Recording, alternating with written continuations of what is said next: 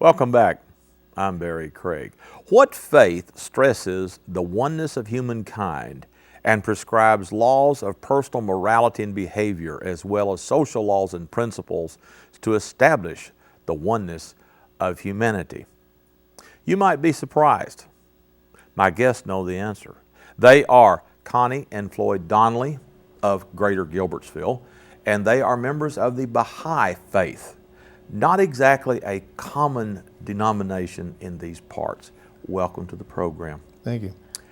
How did you all get involved in the Baha'i faith, which I think it is safe to say there aren't a whole lot of Baha'i folk in this neck of the woods?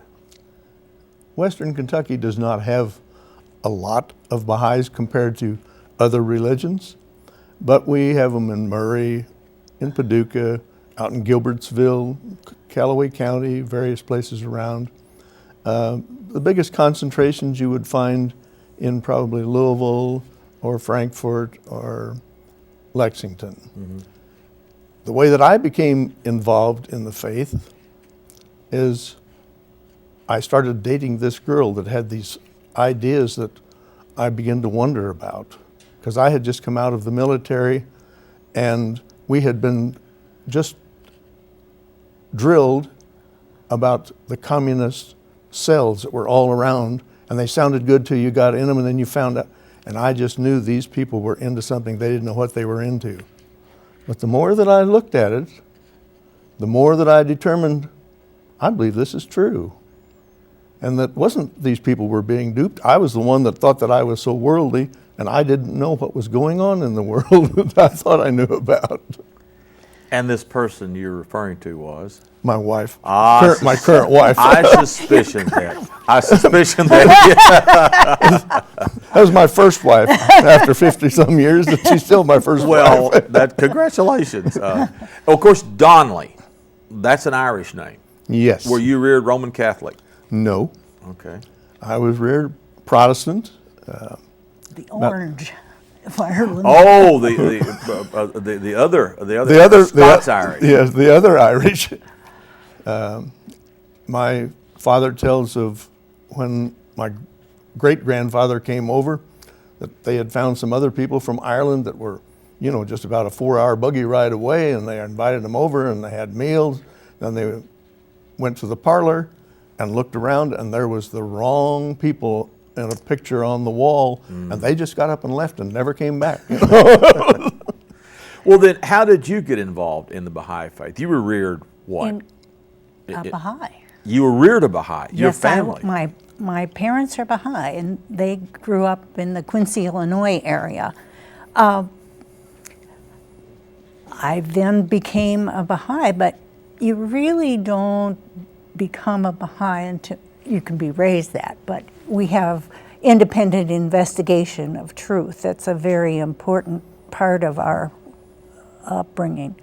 My parents became Baha'i when I was maybe 8 or so, but I remember having people in our home, we called them firesides, and we'd just talk about different aspects of the faith. When I was 3 years old, this was happening. So. Well, tell us a little bit about the history of the faith. It's not as old, obviously, as Judaism or Christianity or Islam. Tell us about the history, how it got started. Okay. First of all, we believe in one creator, known by many different names, revealing, unfolding religion, so that to one human family of many different colors. We are working to establish peace. And when this beginning of this endeavor was really quite strong was when Baha'u'llah, the founder of the Baha'i faith, was imprisoned by the Muslim clergy. He was becoming too much of a charismatic leader. Was he Muslim originally? Yeah, like Christ was a Jew. Right. Yes. Right. Yes. Exactly. And so he lived in which country? Persia. He was in Iran. All right. Okay. Yes.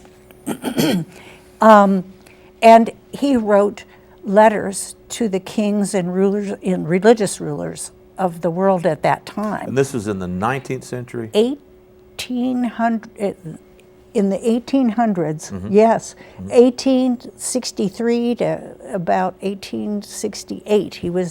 He'd been in prison for a long time, a total of 40 years before he passed away. But Floyd will tell you something about those letters he wrote to the kings and rulers of the world at that time. The Baha'i faith is about 150 years old.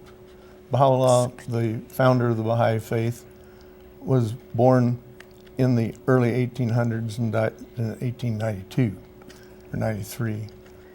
So, yes, our religion is not nearly as old as Judaism and Christianity, although it is probably the most widespread religion in the world beneath Christianity at this time. It's in more areas of the world. Baha'u'llah, while in prison, received a message from God that he was to be the mouthpiece for God for that day. And consequently, most of his writings, of which there are hundreds of books that he has written, letters that he has written, etc., were written as a prisoner. It seemed like every time he became a prisoner, pretty soon his guards and then the whole people around him, sometimes when he had been banished from one place to another one because he became too much of a threat, because everybody around him started to like him and started to follow him, so that he'd get banished to another place. And he had been being banished from one place to another, to where some places even the governors of the state and the city mayors and so forth became followers of him, and he kept, and they would take him, and his family was along with him most of the time. They were all banished. And the major that was in charge of taking him from place to place also became a follower of him.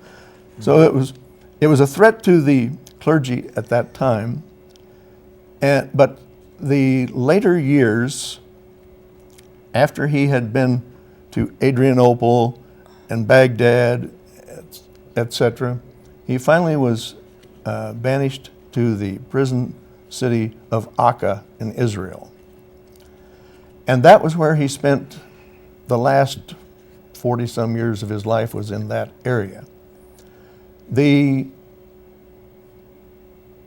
people at that time that were put there were the worst of the worst of murderers, etc. And he and his family came in, and pretty soon they realized that he and his family were not part of what normally had been sent there. And so they finally put him and his family in a house, and he was under house arrest type of thing, where he could not leave, but his family could. Then none of them could leave the city for a long time. Then finally it got to where they could leave the city, etc. So that's kind of, but most of the time he was either under house arrest or in a jail cell when he was doing this writing.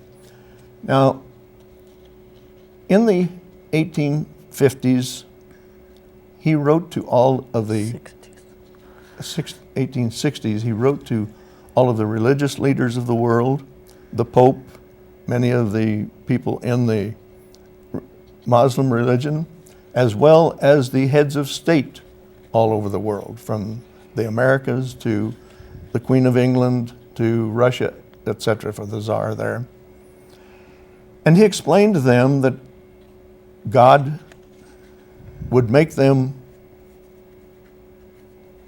productive, and if they would only be just to the people that they are empowered over top of, not to be there to tax them and live gloriously on the backs of their servants or on the backs of their people, but to treat them justly.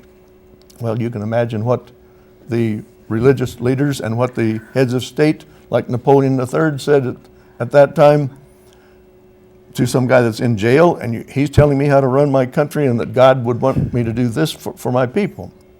So consequently, they did not follow him. Now, Napoleon, when he got the message, he said, if this guy is from God, I'm two gods. And it wasn't too long until his kingdom, his reign ended. And most of the people did a similar thing. But Queen Victoria read it and said, if this is of God, it will survive. And if it doesn't, it won't hurt anything, because they were only preaching peace and unity among all mankind and trying to unite the whole world into one civilization. Well, it has survived for at least 150 some years now. 60-some. So I don't know whether you can say that's proof that she was right or not, but we are still individually trying to promote peace in the world. We have no clergy, so consequently it's individuals that discover on themselves what they think is the truth. There is only one truth. Truth is truth, whether it's scientific truth or religious truth. If it's true, it's true. And we believe in the independent investigation of truth by the individuals, so that people will then look into things on their own. And we feel that the world today is literate enough that they do not have to have a minister or clergy to read and interpret for them what they read, that people now are, so that they can read and understand in most of the world. Most religions have sacred texts. Is there a sacred text of the Baha'i faith? It has, our sacred text is plural. He has written many books. Anything Baha'u'llah writes is authoritative, or the Bab, his forerunner, or indeed his son, Abdul Baha, means servant of the glory. Abdul, what he writes. And then there is also the center of the covenant. We have this covenant that interprets, if it's necessary, from Arabic and Persian. It is necessary for many of us, and they do the translating. But there is now it's a universal house of justice that keeps the unity of the faith. So the covenant is very, very important and very strong in the Baha'i faith. And we do not, as Floyd mentioned, have clergy. Part of this is we look upon humankind from the beginning as like infants, and then the childhood stage. We're in the tumultuous stage of adolescence. We don't need to go into much about why of that. Right. And we're verging on maturity. And this maturity, of course, one needs to be independent and understand, because we're made so differently. We have so many different interests in even our physical makeup and our biological makeup, and all kinds of things are different, but we're one human family. And with this diversity comes a big picture, growing wider and wider. And this is very important, because we're all creatures of God, and we're all one family. So this is something that, when you read the text of Baha'u'llah, the sacred text is from Baha'u'llah, and there's no one Bible. We have gleanings from the writings of Baha'u'llah, many books that we have in print now that have been translated. And also then the authority is passed down through this covenant. And so we have a way to stay unified. Trying to grasp this. Sure. The one thing I thought was very interesting is how God spoke to him. That's very similar, it seems to me, to Muhammad and the angel Gabriel speaking to him. Obviously, ecumenism is a very big part of what you all believe in. And there are some churches are more ecumenical than others, as we know. But I guess what I'm having a hard time figuring out is, now I was reared Presbyterian. It's a very hierarchical church. Most churches are. So how do you all? Well, I mean, what holds this together? I guess We have as an institution. we have a governing body. Maybe I should say more governing bodies.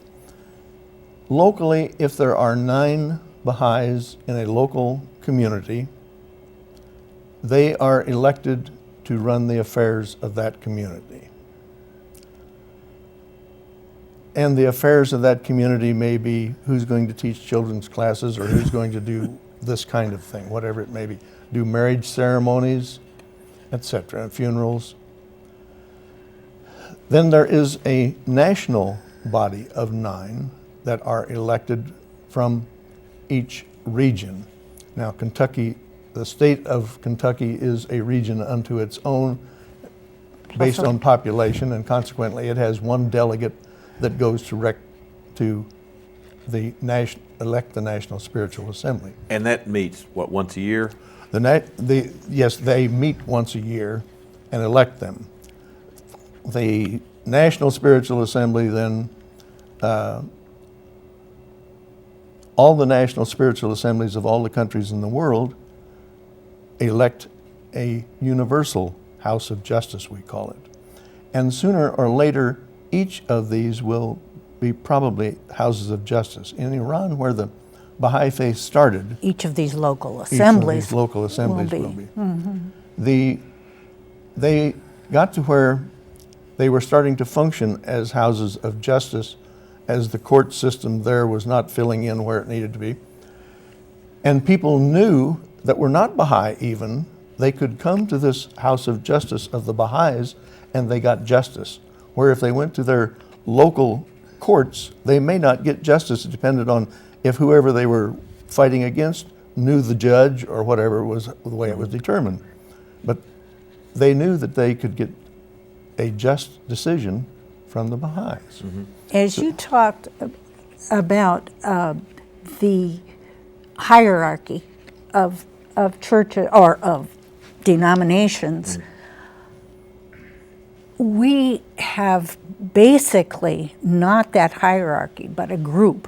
And we really believe that if the group goes back to the Word and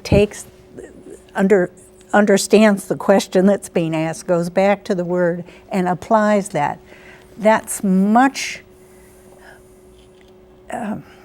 more likely to, or unlikely to see.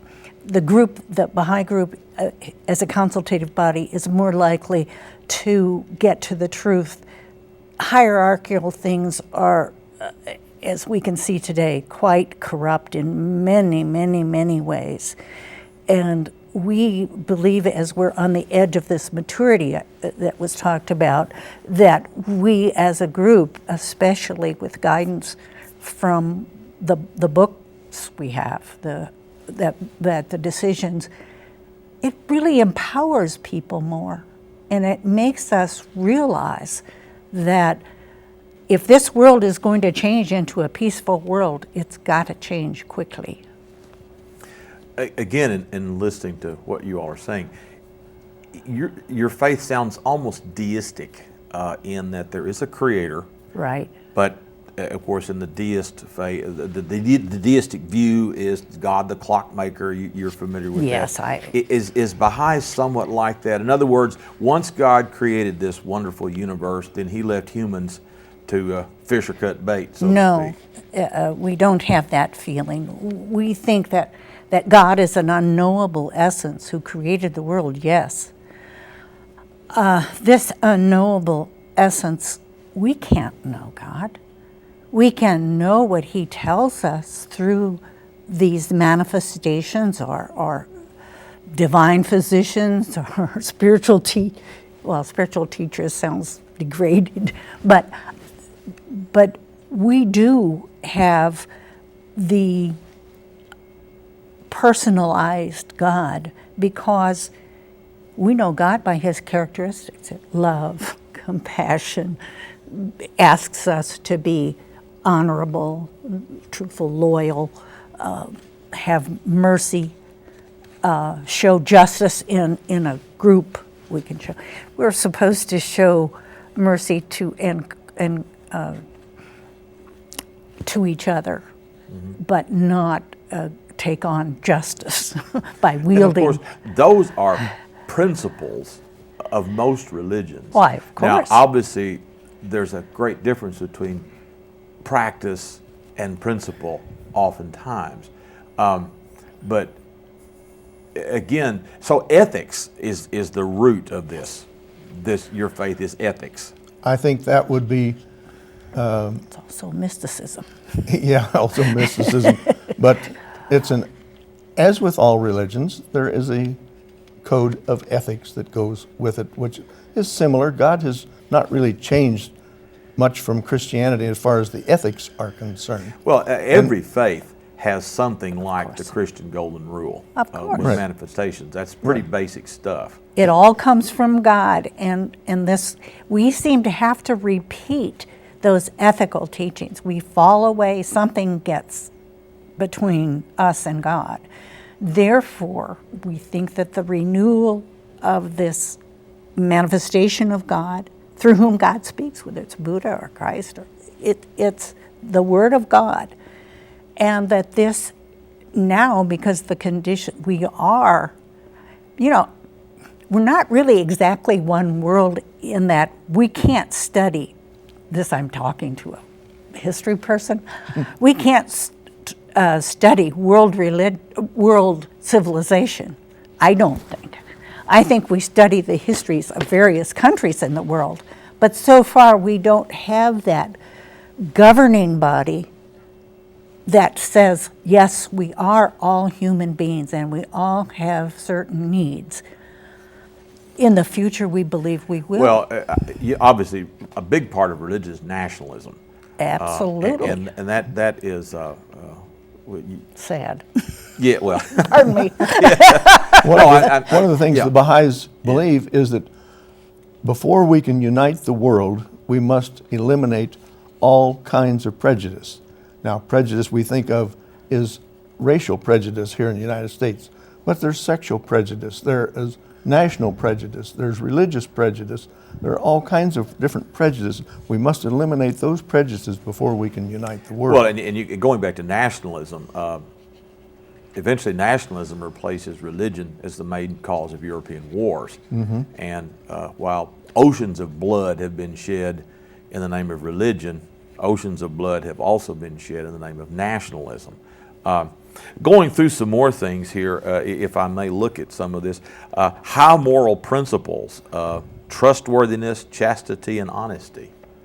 That's a tenet of the faith. I particularly enjoyed this one over here on the other page, was avoidance of excessive materialism, partisan politics, backbiting, alcohol, drugs, and gambling. So no social drinking as a Baha'i? Correct. Correct. I think of drinking as imbibing liquid, but Right. Obviously, this is alcoholic beverage. Right. So abstinence, teetotaling Yes, sir. is Yes, that's yes. interesting. And of course, backbiting. That's. Ooh. I think we would all. I think surely all religions would agree we shouldn't do that, but we do that. It's that sort of thing. So partisan politics. I mean, you all vote, don't you? We do vote, but we have a unique method of voting for this local spiritual assembly or national spiritual assembly. Right here where we hear all of this stuff on the television today about who to vote for, and we have no electioneering. No one is elected because of what they said on TV or whatever. But no, what I was getting at, you all Baha'is do vote in elections. We do vote for president and senator. And, Yes. oh, yeah. We do that, but we do not vote in the primaries because you have to declare a party. a party. At that. So you all Baha'is typically register as independents. You know, in Kentucky, if you register as an independent, they put you in a party, An independent party. an independent party. So it's a very strange little entity.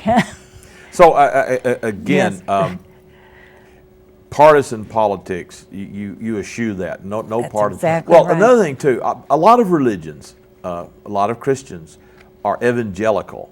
Are you all evangelical? Do you go out and sort of recruit? Do you have revivals, in other words? No. I didn't think so. Well, Presbyterians don't either. I don't think anybody would come anyway. So We that's try more to of a Baptist refresh thing. our understanding of the spiritual things, but and we do it in a group sometimes in conferences. But no, we're not. Not knocking on doors or, Well, we sometimes yeah. do that, but it isn't a proselytizing kind of thing, trading off this for that. Well, of course, we discussed before the program went on, the computers and this. Do you all, there is a Baha'i website, obviously, that's where I found this.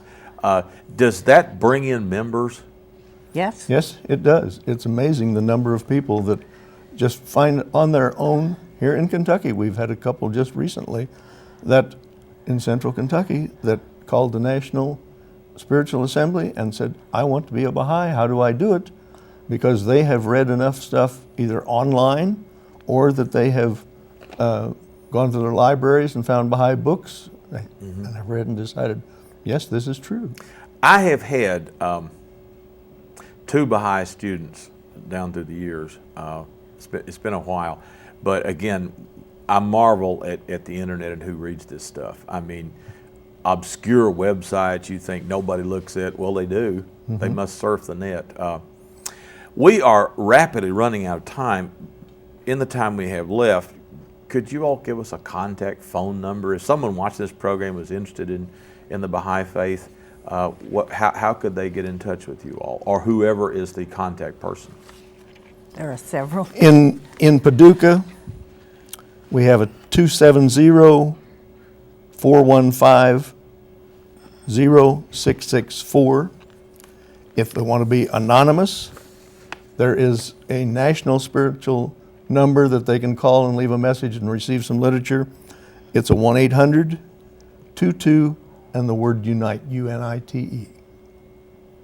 Very good. 1-800-222-UNI. 22 UNITE. 22. I always find those numbers difficult because it's like you, in, Yeah. you know. But Yeah, everyone- where are they?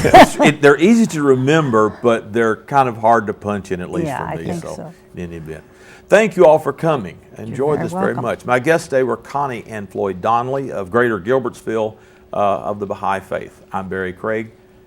Thank you for joining us. We'll see you next time.